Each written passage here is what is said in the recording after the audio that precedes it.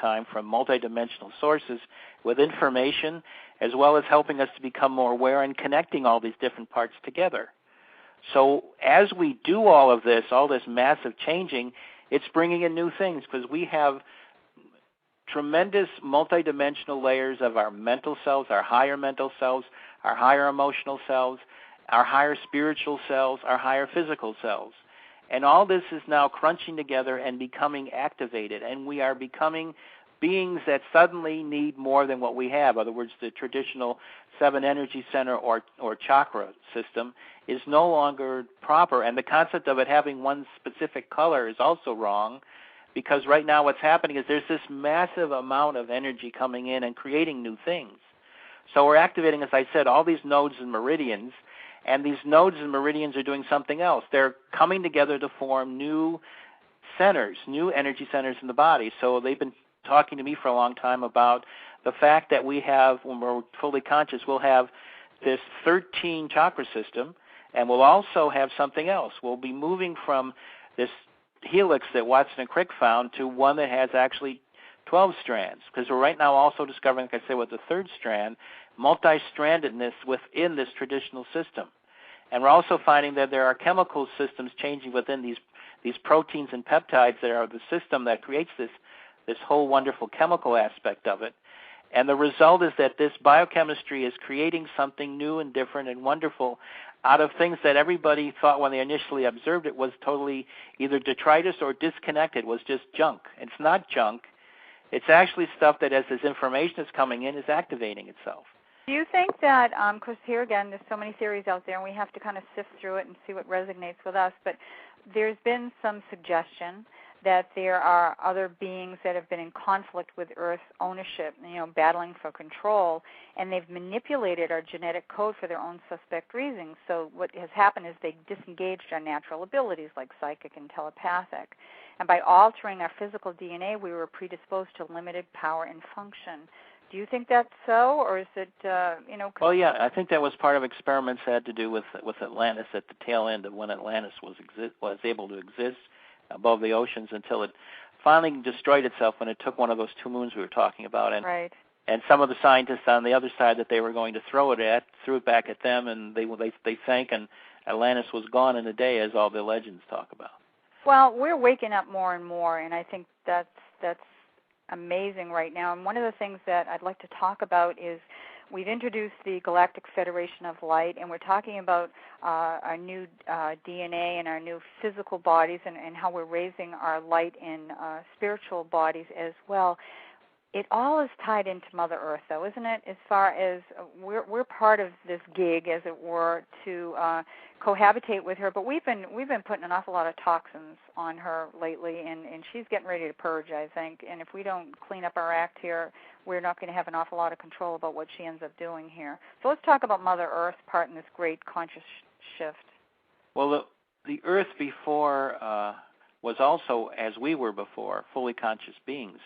We have to look at planets and moons and stars as not just being pieces of rock or molten metal or whatever reaction you might feel about it that causes, and stars especially, causes a luminous reaction. So there's bright, incredible beings of light that create light for their daughters, the planets that revolve around them. We have to see everything as being totally alive in their own particular way. And this whole concept of ancient animism on this planet, that everything is alive, is actually correct, but in a different way than the animists thought of it as, because the spirits, the energies, relate to how heaven was established and set up and how physicality came out of heaven. So every one of these beings has divas and presences and angels that help the process of their existing just as we do. And so we have to see ourselves as guardians of these different worlds that we're allowed to inhabit. And so when you see it in that light, you look at the Earth differently. You see it as a living entity that we're acting as if it doesn't exist at all. It's just dirt, to use the expression on this planet. And it isn't. It's sacred. It's divine.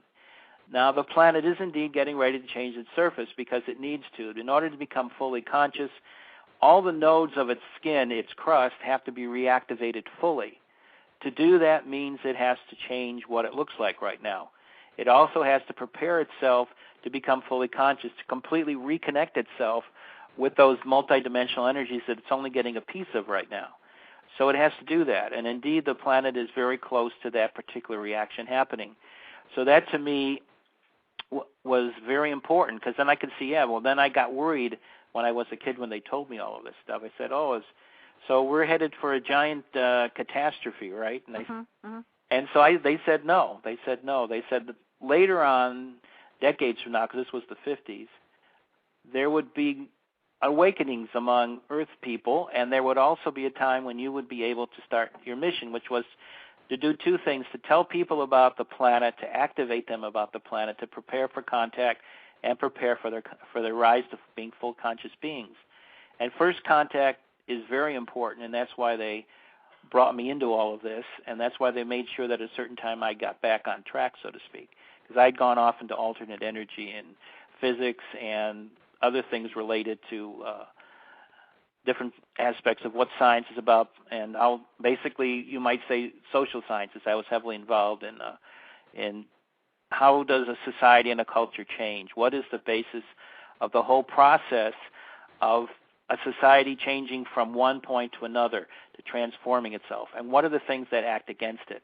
So I was very heavily involved in that when I was doing my PhD, first at Illinois and then at USC. So I was into that. And so when I got back into it, they explained to me that the process of first contact is about the process of helping people to become fully conscious and allowing the Earth to also become back to what it was, which is fully conscious. And that what we were going to do was reconnect ourselves with our past and our future abilities with that, so that we would become a single continuum of abilities and potential that would be able to transform our environment into the maximum and most positive form. And so that was what I was taught when I got back into all this in the 1980s, 1986, 87. So the process that we are under right now is one based upon a positive change. It's not about catastrophe, although there's a potential for that. There will be some increases in things like earthquakes, and because the Earth is holding it together as fast as it can. But they explained to me, they said, if you're a person who has, let's say, some kind of a disease, at a certain point you've got to do some kind of curative to maintain. Exactly. And light and Earth is a living being that needs to purge these things.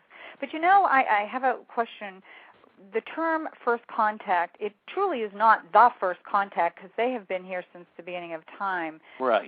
But we use this first contact. Is it because in this generation that you and I are in, that we're saying the first contact where we are going to be conscious of it? Right now, there are just more and more people are seeing things. We're having more and more mass sightings, let's say. Is that what this first contact means? It's going to be a big, massive sighting, so everybody's going to get it, and we are really going to know for sure that this is the deal, and it's not just possible. Right. Yeah. The process is not only for people to see them in the sky, but it's for them to land and for governments to actually give announcements proving the whole process is A, real, and two, this whole process is about benign beings. It's not all this sudden realization that you're in the middle of one of these UFO horror movies from Hollywood. It's right, not... exactly. Because, one of the arguments I give, or one of the defenses I give, Sheldan, when people kind of raise their eyebrows and are a little skeptical or they're fearful, it's usually fear, I just look at them and just say, listen, with all the wonderful technologies that we have yet to awaken to, that they have had all along, don't you think they could have done something of a real negative nature before this, for sure? And the other thing is we hear so many stories from retired military or whistleblowers where they're saying, there were some armed warheads that were ready to take off, and all of a sudden they were shut down, and they believe that somebody shut it down that was non-human intelligence, So that's my argument, that certainly they could have done something long before this. I wanted to talk a little bit also about interior Earth, because I think a lot of people are hearing this for the first time, and I know myself when I started reading, of course, there were some books way back when, Jules Verne, Journey to the Center of the Earth, and there was a story, whether it's proven or not proven, about Admiral Byrd back in the 1950s, that he flew into interior Earth and so forth. What is your knowledge about that? Well, when I was a kid, as I said,